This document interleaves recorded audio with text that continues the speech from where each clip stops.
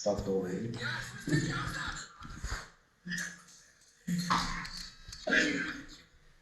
Så vil vi starte med præsentationen, og en reklame kunne eventuelt være et firma, der reklamerer for deres produkt, for at få flere købere til produktet.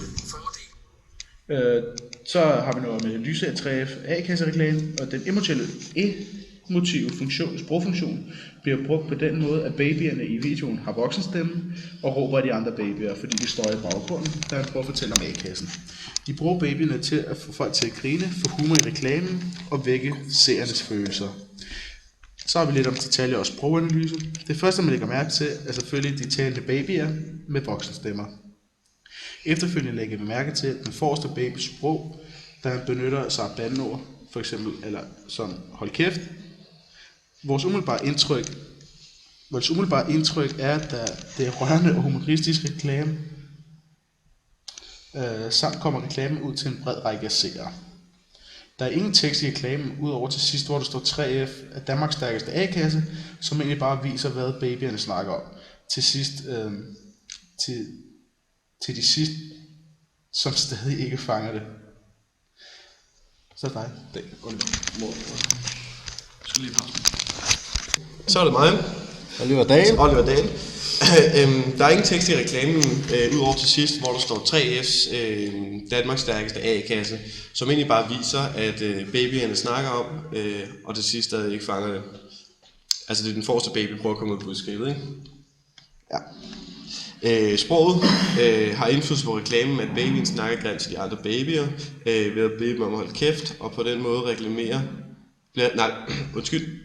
bliver reklamen mere unik, da den er anderledes og komisk på samme tid. Billedet viser 4 babyer. Den forreste baby sidder og prøver at komme ud med A-kassens budskab, og de 3 bagerste babyer hører slet ikke efter og sidder og fjanter og er i gang med noget andet. Vurderingen af reklamen.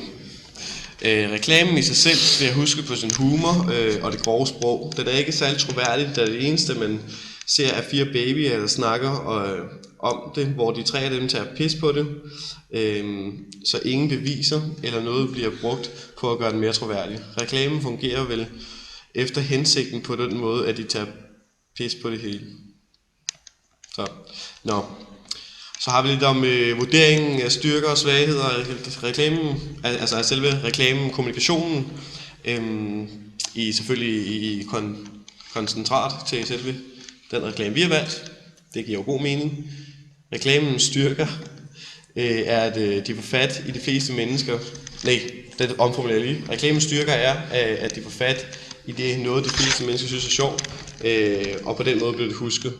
Den svage side er, at det kan være svært at tage de 4 babyer seriøst, og man ikke får nogen information med i kassen.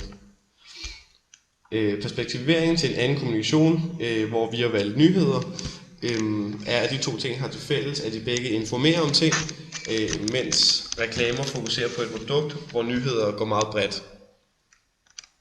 Og det var Oliver og Brilio Og DC out!